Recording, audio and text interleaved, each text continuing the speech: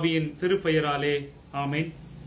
மூவொரு கடவுளின் திருப்பெயராலே திருச்சபையார் யாவரையும் இந்த காணொளி வழிபாட்டிற்கு வருக வருக என நான் அன்போடு கூட வரவேற்கிறேன். நம்முடைய இந்த காணொளி வழிபாட்டிற்கு துவக்கமாக நாம் யாவரும் இருந்த இடங்களில கடவுளின் திருப்பிரசனத்தில் நிற்கிறோம் என்கின்ற சிந்தையோடு நாம் யாவரும் முழங்கார் படியிட முடிந்தவர்கள் முழங்கார் படியிட்டு அல்லது ஜெபிக்கிறவர்கள் கண்களை மூடி தலைகளை தாழ்த்தி நாம் ஆண்டவரை நோக்கி பார்ப்போம். அருள் நிறைந்த ஆண்டவரே, இந்த நன்மை மிகு நாளுக்காக நன்றி செலுத்துகிறோம். இந்த ஜூலை மாதத்தின் கடைசி வார ஞாயிற்றுக்கிழமை ஆராதனைக்காக நாங்கள் உமக்கு நன்றி செலுத்துகிறோம். இந்த ஆராதனையிலும் இந்த காணொளி ஆராதனையின் வாயிலாக எங்கள் யாவரையும் இணைத்திருக்கிறீரே, உமக்கு நாங்கள் நன்றி சொல்லுகிறோம். இந்த காணொளி வழிபாட்டு நிமித்தமாக நாங்கள் யாவரும் இணையவும் உம்மை துதிக்கவும் ஆராதிக்கவும் உமது வார்த்தைகளை தெரிந்து கொள்ளவும் அறிவு தெளிவோடு நாங்கள் நடந்து கொள்ளவும் எங்கள் ஆண்டவரே ஆயர்களை எங்கள் சார்ந்த திருப்பணியரை மதிப்போடு மாண்போடு அவர்களுக்கு அளிக்கக்கூடிய மாண்பையும் மதிப்பையும் குறைத்து விடாமல் எல்லாரையும் நாங்கள் நன்மை மிகு மக்களாய் இறையரசின் விரிவாக்க பணியாளர்களாய் தொடர்ந்து பார்ப்பதற்குரிய கண்களை பார்வையை மனதை எங்களுக்கு நீ தந்தரல இடத்துல மன்றாடுகின்றோம். இந்த வழிபாட்டில உடைய எழுந்தருளை நாங்கள் கண்டுகொள்ள உதவி செய்யும். எங்களை இந்த நாள் வரையிலும் சுகத்தோடு பலத்தோடு பாதுகாத்து வழி நடத்தி ஆண்டவரை காத்து கொண்டு வருகிற உமது கிருபைகளுக்காக நன்றி செலுத்துகின்றோம். தொடர்ந்து மற்ற நாட்களிலும் குறிப்பாக இந்த ஆராதனை வேளையிலும் உடைய தூய பிரசன்னத்தினாலே எங்களை ஆட்கொண்டு வழி நடத்தும். எங்களை தாழ்த்துகிறோம், ஒப்படைக்கிறோம், பொறுப்பெடுத்துக் கொள்ளும். இயேசுவின் மூலமாய் கூட வேண்டுகிறோம் எங்கள் தாயும் தந்தையும் ஆகிய கடவுளே, ஆமென். நம்முடைய இந்த வழிபாட்டிற்கு துவக்கமாகவும் ஆண்டவருக்கு மாட்சி உண்டாகவும் நாம் யாவரும் இணைந்து பாமாலைகளில 172வது பாமாலையை பாடுவோம். சபையின் அஸ்திவாரம் நம் மீட்பர் கிறிஸ்துவே என்கின்ற பாமாலை நாம் யாவரும் இணைந்து பாடுவோம். முதலாம் சரணத்தை மாத்திரம் நாம் பாடுவோம். சபையின் அஸ்திவாரம் நம் மீட்பர் கிறிஸ்துவே, சபையின் ஜன்மாதாரம் அவரின் வார்த்தையே, தம் மனவாட்டியாக வந்ததை தேடினார், தமக்கு சொந்தமாக மரித்ததை கொண்டார். ஆமென். அன்புக்குரியோரே, இந்த காணொளி வழிபாட்டில இந்த நாளில திருச்சபையாக நாம் யாவரும் இணைந்து சிந்திக்கும்படியாய் நமக்காக தரப்பட்டிருக்கக்கூடிய தலைப்பு ordained ministry transformed to transform, அருட்பொழிவு திருப்பணி மாற்றுருவாக்கத்திற்கான மாற்றுருவாக்கம் என்கின்ற தலைப்பின் கீழாக 4 திருமறை பகுதிகளை நமக்கு தந்திருக்கிறார்கள். இந்த திருமறை பகுதிகளை நாம் இப்பொழுது நம் வீடுகளில் இருந்த வண்ணம் நாம் இந்த பகுதிகளை அமைதியாக வாசிப்போம். எசேக்கியல் 33ஆம் பிரிவு, திருமொழிகள் 1 முதல் 9 வரை அடங்கியுள்ள வசனங்களும், 1 தீமோத்தேயு 3வது பிரிவு 1 முதல் 13 வரை அடங்கியுள்ள வசனங்களும், சங்கீதம் 99வது சங்கீதத்தையும், யோவான் எழுதின நற்செய்தி நூல் 21ஆம் பிரிவு 15 முதல் 19 வரை அடங்கியுள்ள வசனங்களும் ஆகிய 4 வசனங்களை 4 திருமறை பகுதிகளை நம் இல்லங்களில் இருந்தவாறு அமைதியாக வாசிப்போம். தொடர்ந்து ஆண்டவரின் வார்த்தைக்காக அமைதியான நிலையில காத்திருப்போம். கர்த்ததாமே உங்கள் ஒவ்வொருவரையும் ஆசீர்வதித்து வழி நடத்துவாராக. கிறிஸ்துவுக்குள் மிகவும் பிரியமானவர்களே, மீண்டுமாய் உங்கள் யாவரையும் ஆண்டவராகிய இயேசு கிறிஸ்துவின் திருப்பெயரினாலே இந்த காணொளி வழிபாட்டிற்கு வருக வருக என நான் வரவேற்கிறேன். இந்த நாளில தென்னிந்திய திருச்சபையாக நாம் சிந்திக்கும்படியாக, சென்னை பேராயமாக நாம் சிந்திக்கும்படியாக நமக்கு தரப்பட்டிருக்கக்கூடிய தலைப்பு ordained ministry transformed to transform, அருட்பொழிவு திருப்பணி மாற்றுருவாக்கத்திற்கான மாற்றுருவாக்கம் என்கின்ற தலைப்பின் கீழாக ஆண்டவரின் அருட்செய்திக்காக ஆண்டவரின் அருட்செய்தியை கேட்க நாம் ஜெப நிலையில அன்போடு கூட ஆயத்தப்படுவோம். பொழிவு திருப்பணியை குறித்து நாம் சிந்திக்கின்ற பொழுது இது வருடத்திற்கு ஒருமுறை நம்முடைய திருச்சபையினராலே அதிகமாக அருட்பொழிவு திருப்பணியை குறித்து புரிந்து கொள்ள வேண்டும் என்கின்ற நோக்கத்தில் இப்படிப்பட்ட தலைப்பை கொடுப்பது உண்டு. எனவே இந்த அருட்பொழிவு திருப்பணியை குறித்தும் மாற்றுருவாக்கத்திற்கான மாற்றுருவாக்கம் என்பதை குறித்தும் அதிகமாக தெரிந்து கொள்ள உங்கள் யாவரையும் அன்போடு கூட நான் அழைக்கின்றேன். பொதுவாக எல்லா சமயங்களிலும் ஒரு ஹோலிமேன் அல்லது பூசாரி, சாமியார் அல்லது தலைமை அர்ச்சகர் இது போன்று எல்லா சமயங்களிலும் இருப்பது உண்டு. அதே போல நம்முடைய கிறிஸ்தவ மார்க்கத்திலும் கூட அருட்பொழிவு பெற்றவர்களுக்கு தொடக்க கால திருச்சபையிலிருந்தே ஒரு பெரிய மேன்மையும் மகத்துவமும் இருக்கிறது. ஏனெனில் இயேசு கிறிஸ்துவை நாம் அருட்பொழிவு பெற்றவராக பார்க்கின்ற பொழுது அந்த அருட்பொழிவு நிமித்தமாக அவர் வல்ல பெரும் காரியங்களை செய்து மீட்பின் பணியினை நிறைவேற்றினார் என்பதாக நாம் யாவரும் நம்புகிறோம், புரிந்து கொள்கிறோம். அந்த விதத்தில் இந்த அருட்பொழிவு திருப்பணிக்காக ஆண்டவர் ஒவ்வொரு நாளும் ஆட்களை அழைத்துக் கொண்டிருக்கிறார். குறிப்பாக சீடர்களை தமது திருப்பணிக்கென்று அழைத்தார். அதனைத் தொடர்ந்து அப்போஸ்தலிக் சக்சஷன் என்று சொல்லுகின்ற இந்த அப்போஸ்தல திருப்பணியை செய்வதற்கு தொடர்ந்து நம்முடைய திருச்சபைகளில் நாள்தோறும் ஆண்டுதோறும் புதிய புதிய அருட்பணியாளர்களை உருவாக்கி கொண்டிருக்கிறோம். ஏனெனில் நம்முடைய இந்த இறையரசின் விரிவாக்க திருப்பணிக்கு அருட்பொழிவு திருப்பணி ஒரு அடிப்படையான அவசியமான ஒன்றாக எல்லோராலும் புரிந்து கொள்ளப்படுகிறது. திருச்சபை பெரியோர்களாலே, திருச்சபை தந்தையர்களாலே தொடக்க கால திருச்சபையிலிருந்தே இது புரிந்து கொள்ளப்பட்டு வருகின்ற ஒரு காரியமாக இருக்கின்றது. பொதுவாக நம்முடைய இந்து சமயத்துல இப்படியாக சொல்லுவார்கள், பூசாரிகள், அர்ச்சகர்கள், கோடங்கிகள், இது போன்ற டேர்ம்ஸ் எல்லாம் பயன்படுத்துகின்ற பொழுது அவர்களெல்லாம் ஏதோ நம்முடைய கிறிஸ்தவ சமய பாதிரியார்கள், கிறிஸ்தவ சமய போதகர்களுக்கு சமமானவர்களாக கருதப்படுவது இல்லை. ஏனெனில் கிறிஸ்தவ சமய போதகர்கள் வெறும் பூஜை செய்வதும் பக்த கோடிகளை ஆசீர்வதிப்பதும் மாத்திரம் அவர்களது பணி அன்று, மாறாக அதை காட்டிலும் மேலானது ஒரு பணி அவர்களுக்கு இருக்கிறது என்பதை இந்த ஆர்டைன்ட் மினிஸ்ட்ரியில, அருட்பொழிவு திருப்பணியில நாம் புரிந்து கொள்ள அழைக்கப்படுகிறோம். ஏனெனில் மற்ற சமயத்தில் இருக்கக்கூடிய சமய தலைவர்கள் எல்லாம் பூஜை செய்வதும் மக்களை, குறிப்பாக பக்தர்களை ஆசீர்வதிப்பதுமே அவர்களது வேலையாக இருக்கிறது. மாறாக அருட்பொழிவு பெற்றவரின் திருப்பணி என்பது ஒரு பன்முகத்தன்மை கொண்ட திருப்பணியாக இருக்கிறது. பன்முகத்தன்மை என்கின்ற பொழுது ஒரு விடுதலையாளராக, ஒரு சமூக சீர்திருத்தவாதியாக, ஒரு மாற்று சிந்தனை கொண்டவராக, ஒரு சமத்துவத்தை எதிர்நோக்கி அவர் பயணிப்பவராக, சமத்துவ சிந்தனை கொண்டவராக, சமத்துவத்தை நிலைநாட்டுவதற்கு வேட்கை கொண்டு அது நிமித்தமாய் செயல்படுகிறவராக அவர் தெரிந்து கொள்ளப்படுகிறார். எனவே திருச்சபை இதை ஆழமாக உணர்ந்து அருட்பொழிவு திருப்பணியை ஒரு பரந்துபட்ட பார்வையில சிந்திப்பதற்காக இந்த நாளில நம்மை அழைத்திருக்கிறது. ஆகவே இந்த அருட்பொழிவு பெற்றவர், அருட்பொழிவு திருப்பணியை நாம் அதிகமாக தெரிந்து கொள்ள முயற்சி செய்கின்ற பொழுது தொடக்க கால வரலாற்றை நாம் பார்க்க அழைக்கப்படுகிறோம். ஆண்டவர் அவரது சீடர்களை அழைத்த பொழுது அவர்களை திருநிலைப்படுத்தி தம் திருப்பணி செய்வதற்காக தெரிந்து கொண்டார். ஆக ஒரு அழைப்பு பெற்றவராகத்தான் அருட்பொழிவு பெற்றவர் இருக்க முடியும்.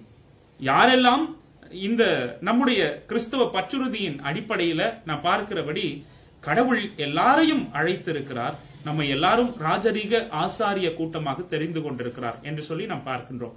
இதிலிருந்து அழைப்பு பெற்ற மக்களில் இருந்து சிறப்பு அழைப்பு பெற்றவர்களாக ஒரு அருட்பொழிவு பெற்றவர்களை ஆண்டவர் அருட்பொழிவு திருப்பணிக்கென அழைக்கின்றார். அருட்பொழிவு கொடுப்பதற்காக அருட்பொழிவு திருப்பணிக்கென அவர் அழைக்கிறார் என்பது நாம் எல்லோரும் புரிந்து கொள்ளப்பட வேண்டிய ஒன்று.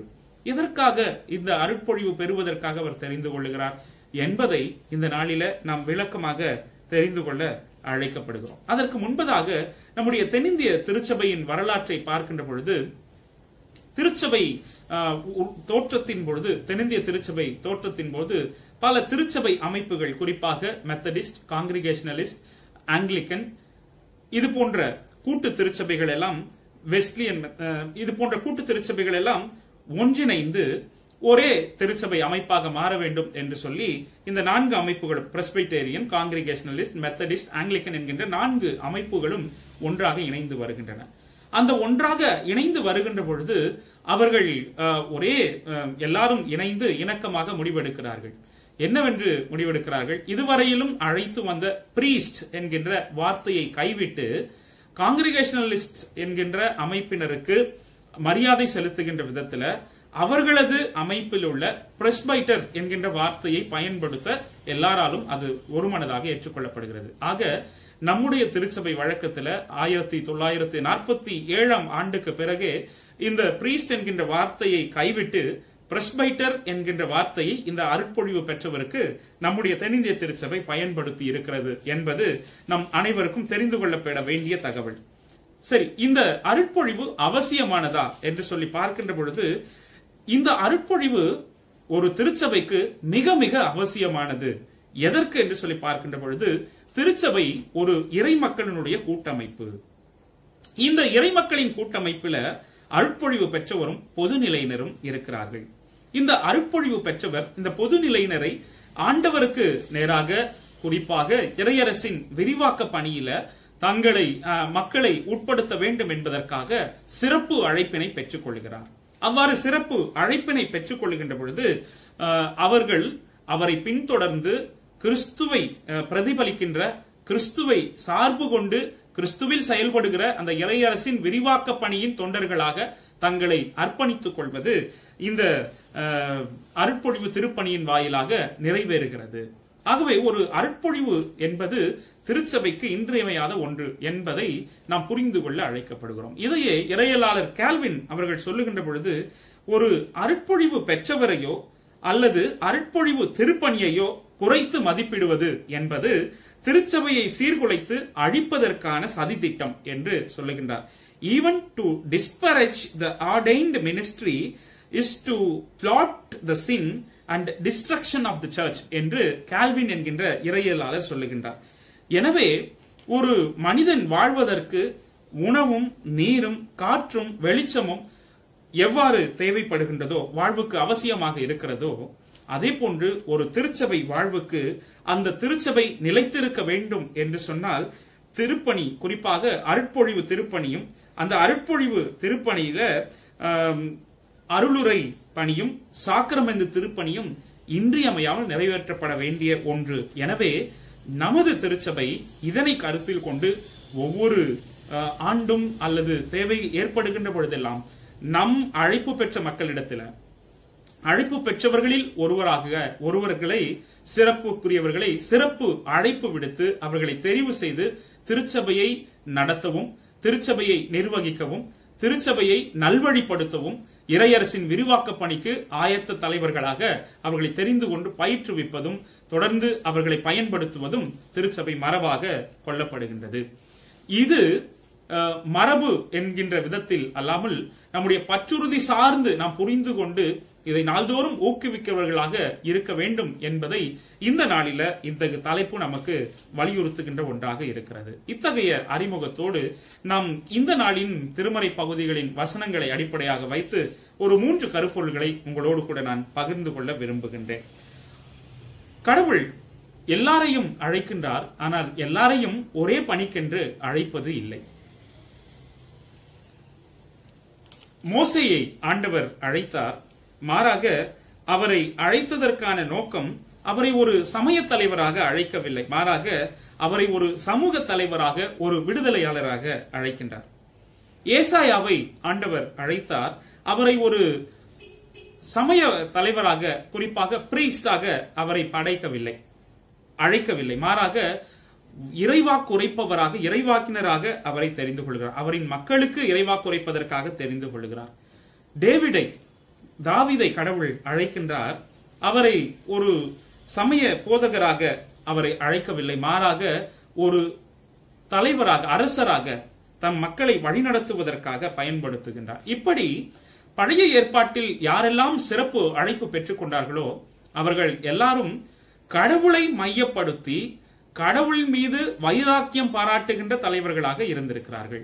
அந்த விதத்துல புதிய ஏற்பாட்டிலும் கூட அப்படி கடவுளை அறிக்கையிட்டு கடவுளுக்கு சாட்சியாக வாழ்கின்ற அந்த நிகழ்வையே இந்த அருட்பொழிவுக்கான ஒரு அடிப்படை தன்மையாக, அடையாளமாக நாம் புரிந்து கொள்ள அழைக்கப்படுகிறோம். அதையே to preach and to witness, கெரிக்மா என்கின்ற வார்த்தையும் மார்ச்சூரியா என்கின்ற கிரேக்க பதமும் இங்கே பயன்படுத்தப்படுகிறது. அதாவது கெரிக்மா என்றால் போதிப்பது. ஒரு திருச்சபைக்கு உணவாகிய அந்த போதனை அவசியம். அந்த திருச்சபை வளர வேண்டும், இறையரசின் விரிவாக்க பணிக்கு தன்னை உட்படுத்திக் கொள்ள வேண்டும் என்று சொன்னால் அதற்கான போதனை அவசியமான ஒன்றாக இருக்கிறது. ஒரு திருச்சபை வாழ வேண்டும் என்று சொன்னால் விட்னஸ் டு விட்னஸ், நாம் நற்சாட்சி கொடுக்கின்றவர்களாக இருக்க வேண்டும். அது மார்ச்சூரியா. மார்ச்சூரியா என்கின்ற வார்த்தையிலிருந்தா நாம் பார்க்கின்றோம் இரத்த சாட்சியாக, இரத்த சாட்சி போன்ற வார்த்தைகள் எல்லாம் உருவாக்கம் பெறுவதை நாம் பார்க்கின்றோம். ஆக ஒரு நல்ல போதக பணியை செய்ய அழைக்கப்பட்டிருக்கிறவர்கள் போதிக்கக்கூடியவர்களாக மாத்திரமல்ல, மாறாக நற்சாட்சி பெற்றவராக இருக்க வேண்டும் என்பதை திருமறை வலியுறுத்துகின்றது. இத அடிப்படையில் முதலாவதாக பார்க்கின்ற பொழுது ஒரு அருட்பொழிவு பெற்றவர் விடுதலையாளராக, டெலிவரர் ஆக இருக்க வேண்டும் என்பதை திருமறை வலியுறுத்துகின்றது. படிக்க கேட்ட எசேக்கியல் 33ஆம் அதிகாரம் 9ஆம் வசனத்தில் பார்க்கின்ற பொழுது அந்த எசேக்கியல் இறைவாக்கினரை அழைக்கின்ற பொழுது அவரை ஒரு காவற்காரனாக தன் மக்களுக்காக ஏற்படுத்துவதாகவும், ஒரு காவற்காரனின் பணி தன் மக்களுக்கு தீங்கு வரப்போகிறது என்று முன்பதாக தெரிந்து அதை அறிவித்து அவர்களை மன மாற்றத்திற்கு நேராய் ஒரு ரிப்பன்டன்ஸ் அல்லது மெட்டனோயா என்று சொல்லுகின்ற வார்த்தைகளை பயன்படுத்துவதை போன்று அவர்களை ஒரு மறு உருவாக்கத்திற்கு நேராய், மன மாற்றத்திற்கு நேராய் வழி நடத்துவது ஒரு போதகனின் உடைய கடமை. ஆக ஷெப்பர்ட், நான் ஷெப்பர்ட் என்கின்ற இந்த வார்த்தையை இங்கு பயன்படுத்துகின்ற பொழுது போதகருக்காக நான் பயன்படுத்துகின்றேன். ஏனெனில் போதகர் என்கின்ற வார்த்தையும் இந்த ஷெப்பர்ட் என்கின்ற வார்த்தையும் பொருந்தி போகின்ற ஒன்றாக இருப்பதாக நாம் அனைவரும் புரிந்து கொள்வது உண்டு. அதன் விதத்தில் pastor should be a deliverer. அவர் தம் மக்களை தீங்கு நின்று விலக்கி பாதுகாக்கிறவராக. Pastor should be a watcher.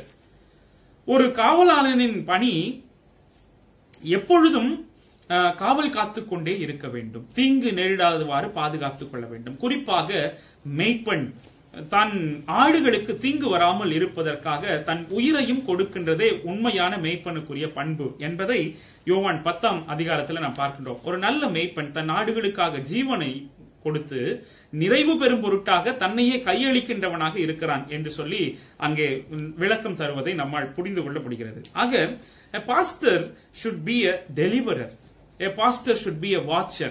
ஒரு காவல்காரனாய் இருந்து தன் மக்களை தீமையிலிருந்து விடுவித்து நன்மைக்கு நேராய் வழி நடத்த வேண்டும்.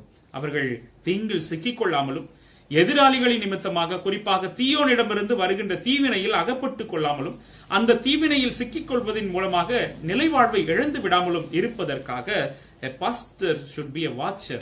அவர் எப்பொழுதும் காவற்காரனாய் இருந்து தன்னையும் தனக்கு கொடுக்கப்பட்ட மக்களையும் அதிலிருந்து தீமையிலிருந்து காத்துக் கொள்ளுகிறவராக இருப்பது மிக மிக அவசியம் என்பதை நாம் உணர்ந்து கொள்ள அழைக்கப்படுகிறோம். ஏனெனில் ஒரு மேய்ப்பனின் பணி என்பது மேய்ப்பனின் ஒரு ஆடுகளுக்கு தேவையான உணவை கொடுப்பது மாத்திரமல்ல, ஒரு மேய்ப்பனின் பணி என்பது பாதுகாப்பது மாத்திரமல்ல, மாறாக கான்ஸ்டன்ட்லி டு சீக் பாஸ்டர்ஸ், அதாவது எப்பொழுதும் அந்த ஆடுகளுக்கு தேவையானதை கொடுத்து கொண்டே இருக்கிறவராக இருக்க வேண்டும். அது பாதுகாப்பாக இருக்கலாம், உணவாக இருக்கலாம், அது மற்ற தேவைகளை நிறைவு செய்கின்றதாக இருக்கலாம். ஆனால் இது எப்பொழுதும் நின்று விடாத தொடர்ந்து நடைபெற்றுக் கொண்டே இருக்க வேண்டும்.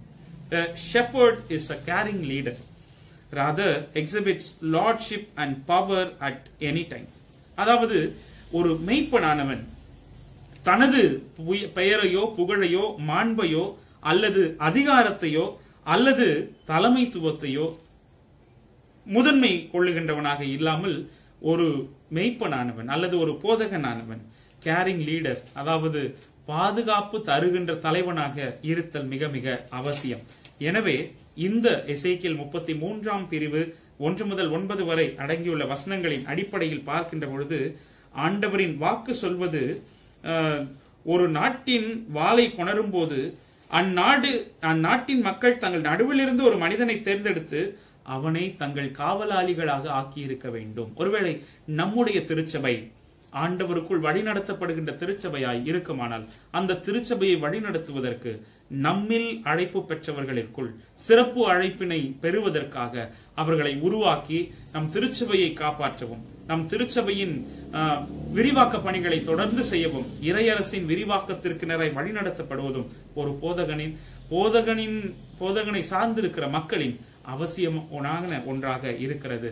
ஆகவே a pastor should be a deliverer or should be a watcher.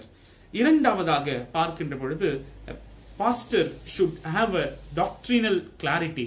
அதாவது 1 தீமோத்தேயு 3ஆம் பிரிவு 1 முதல் 13 வரை அடங்கியுள்ள வசனங்களில் பார்க்கின்ற பொழுது அவர் அறிவு தெளிவு கொண்டவராக இருத்தல் வேண்டும். ஒரு கண்காணியானவன், ஒரு திருச்சபையை வழிநடத்துவதற்கு தன்னை உட்படுத்திக் கொண்டிருந்தவன் எப்படியாக இருக்க வேண்டும் என்பதை அங்கே பவுல் அப்போஸ்தலன் தன்னுடைய சக்சஸராக இருக்கின்ற தீமோத்தேயுவுக்கு எழுதுகின்ற போது சொல்லுகின்றார், இக்கூற்று உண்மையானது, அவர் மேன்மையானது ஒரு பணியை விரும்புகிறார்.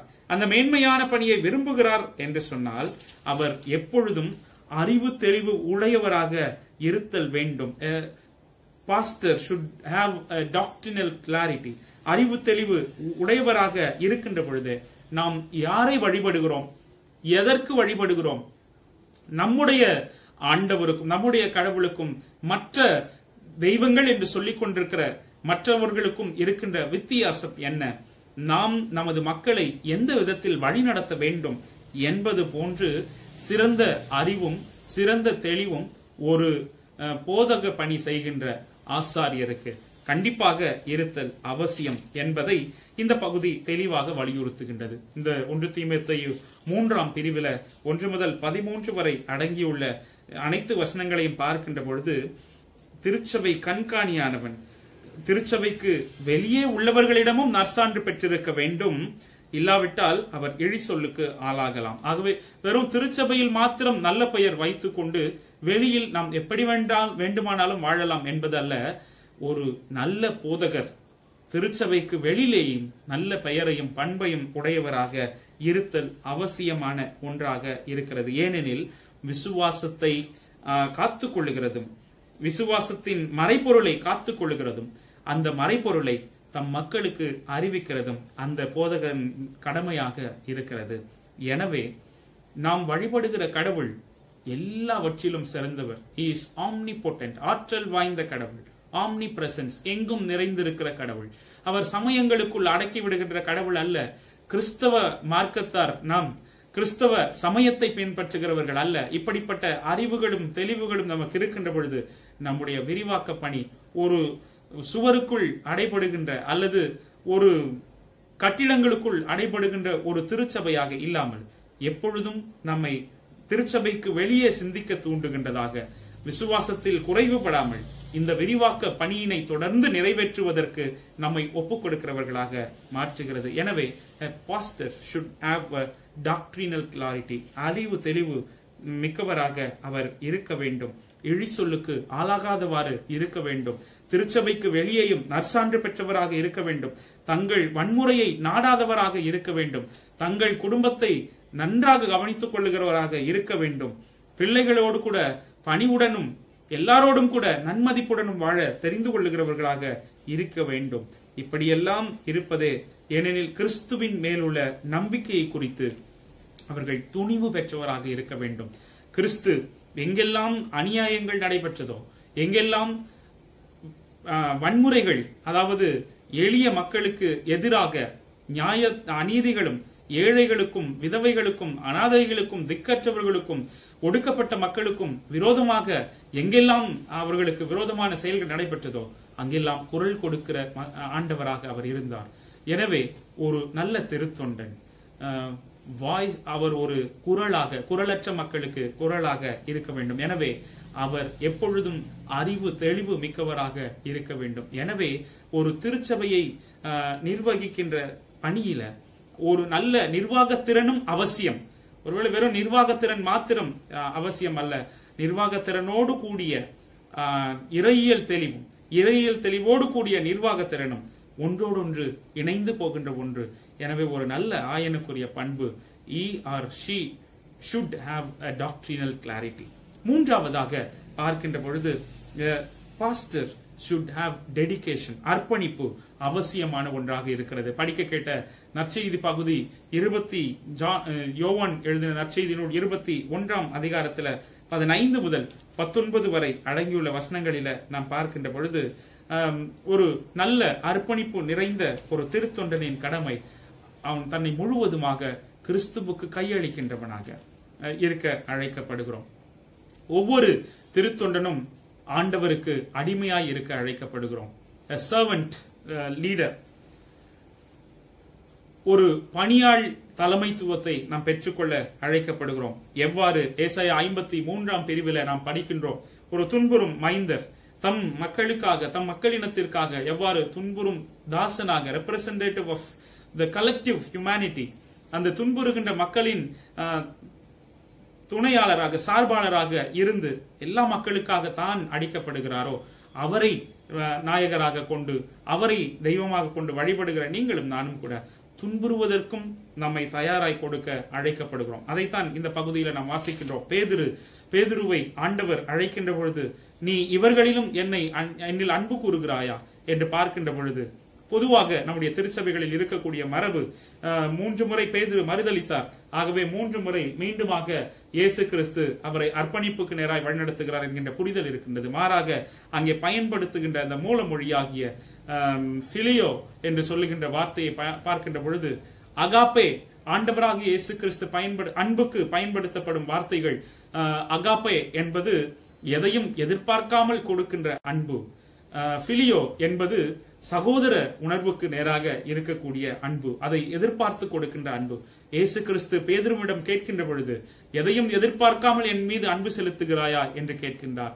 பேதுரு மறுமொழியாக எதிர்பார்ப்போடு பிலியோ என்கின்றதை வெளிப்படுத்துகின்றார். தொடர்ந்து 2 முறை அப்படியாக வெளிப்படுத்துகின்ற பொழுது 3ஆம் முறையாக நான் அன்பாய் இருக்கிறேன் என்பதை நீர் அறிவீர் என்று சொல்லுகின்ற பொழுது, கிறிஸ்துவும் அந்த பிலியோ அன்பை தன் மீது கொண்ட அன்பை மக்களுக்கு என்னுடைய ஆடுகளை பேணி வளர் என்று சொல்லி மக்களோடு கூட அர்ப்பணித்துக் கொள்ள அவரை அழைப்பதாக நாம் அங்கே புரிந்து கொள்ளுகின்றோம். எனவே எனக்கு அன்பானவர்களே, pastor should have a dedication, அர்ப்பணிப்பு. ஒரு திருச்சபை திருப்பணியாளனுக்கு திருத்தொண்டனுக்கு அர்ப்பணிப்பு மிக மிக அவசியம்.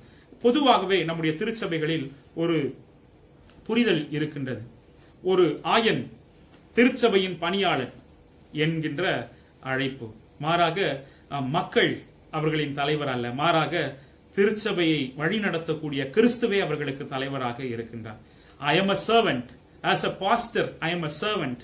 But people are not my masters. Christ is my master. கிறிஸ்துவே என்னுடைய தலைவராக இருக்கின்றார். As we all, நாம் அனைவரும் இப்படியாக திருத்தொண்டாற்றுகிற பணியாளனின் சேவகர்களாக தொடர்ந்து அந்த சேவை பணியை செய்வதற்கு நம்மை முழுமையாய் அர்ப்பணிப்பது அவசியமாக இருக்கிறது. எனவே எனக்கு அன்பான திருச்சபையாரே, ஒரு நல்ல திருத்தொண்டனாய் நம்முடைய திருச்சபையை வளர்த்தெடுப்பதற்கு, விசுவாசத்தில் வளர்ப்பதற்கு சாக்கிரமெந்துகள் மற்றும் போதித்தல் திருப்பணிகள் மிக மிக இன்றியமையாத ஒன்று. எனவே ஒரு நல்ல போதக பணியை செய்ய அழைப்பு பெற்றிருக்கக்கூடியவர் ஒரு நல்ல மெய்ப்பனாக, ஒரு நல்ல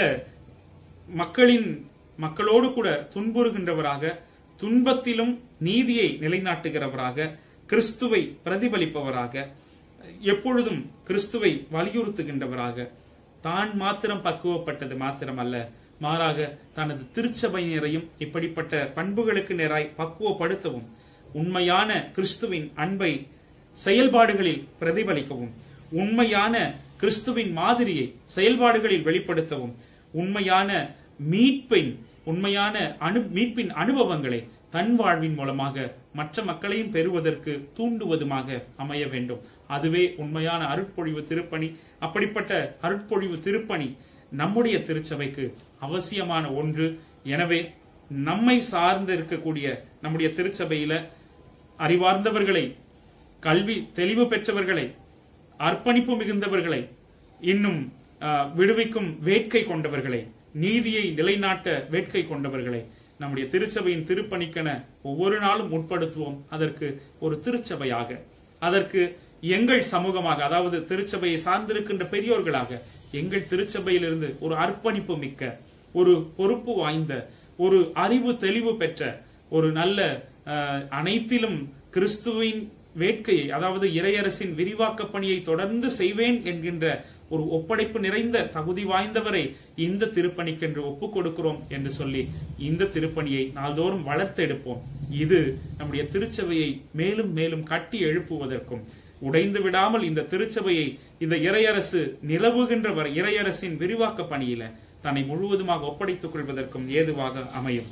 எனவே இந்த ஒப்படைப்பு திருப்பணியை, இந்த அர்ப்பணிப்பின் திருப்பணியை, இந்த விடுதலையின் திருப்பணியை அறிவு தெளிவோடு, எண்ண துணிவோடு, கிறிஸ்துவை நாம் பிரதிபலிக்கிற ஒரு நல்ல பணியாளர்களாக மாறுவோம்.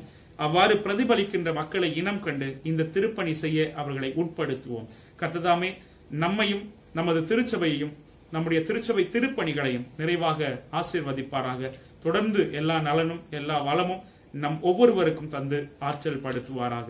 இந்த ஆண்டவரின் அருளுரையை கேட்ட நாம் யாவரும் கருத்தோடு செவிமடுத்தவர்களாய், போதக திருப்பணி செய்கின்றவர்களை மாண்போடு வழி நடத்துவோம்.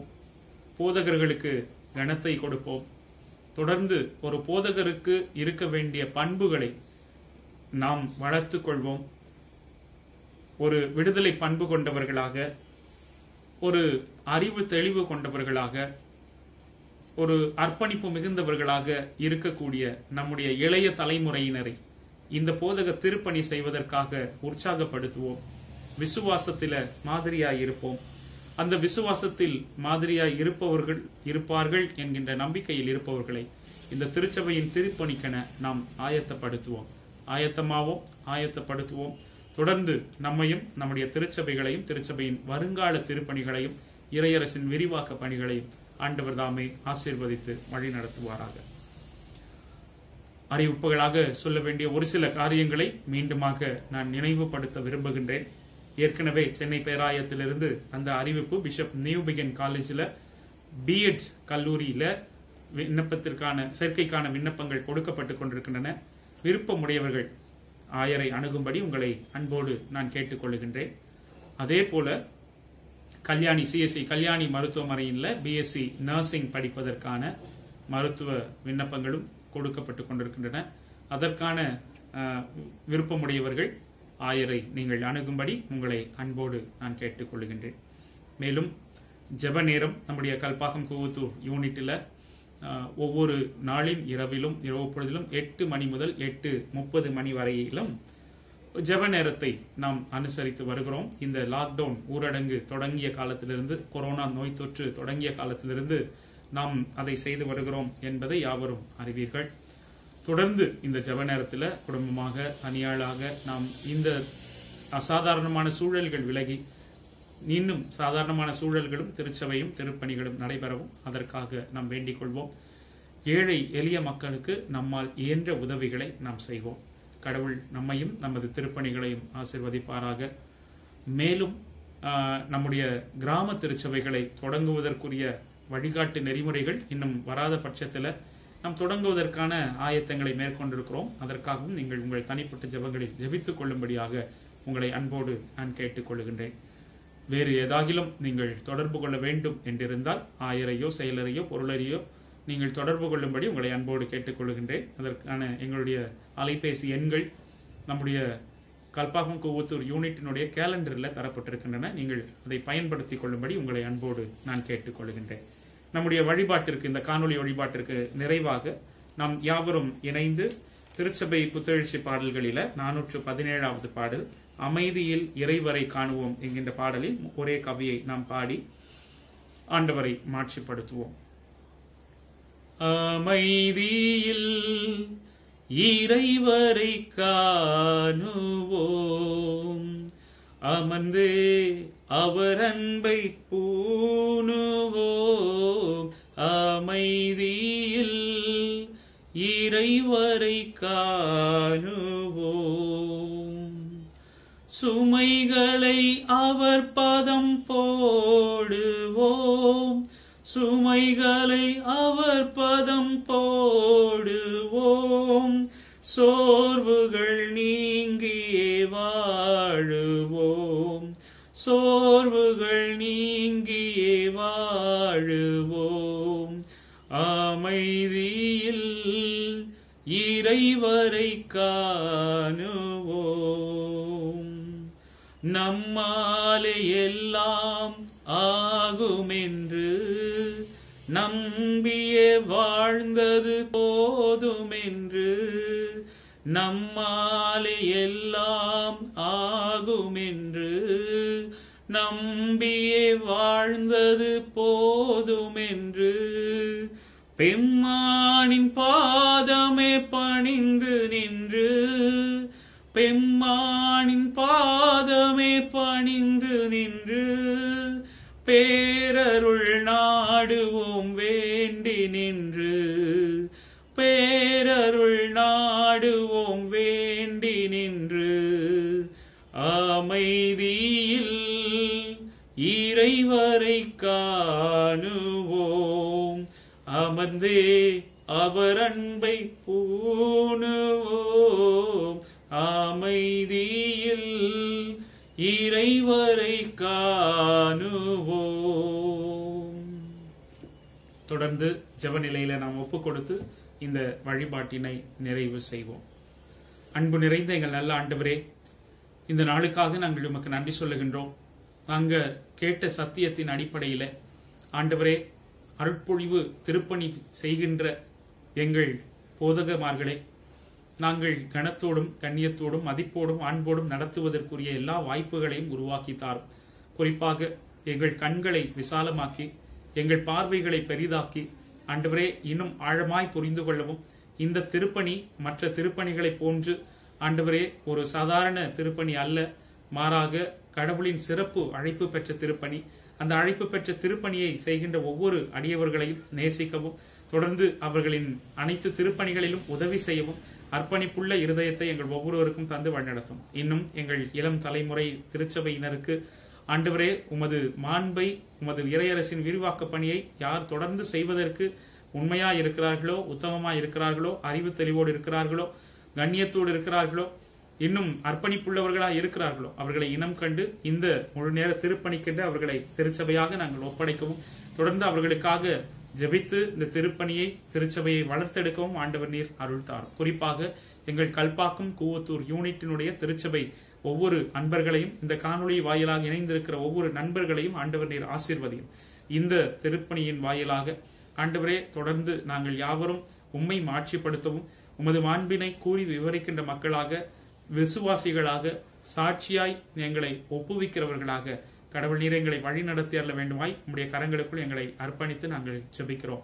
குறிப்பாக இந்த வாரத்துல, குறிப்பாக மாதத்தின் கடைசி வாரத்துல தங்கள் பிறந்த நாள், திருமண நாள் கொண்டாடுகின்ற எங்கள் திருச்சபை அன்பர்களை, காணொலி வாயிலாக இணைந்திருக்கிற அன்பர்களை உடைய கரங்களுக்குள்ளாக அர்ப்பணித்து ஜெபிக்கிறோம்.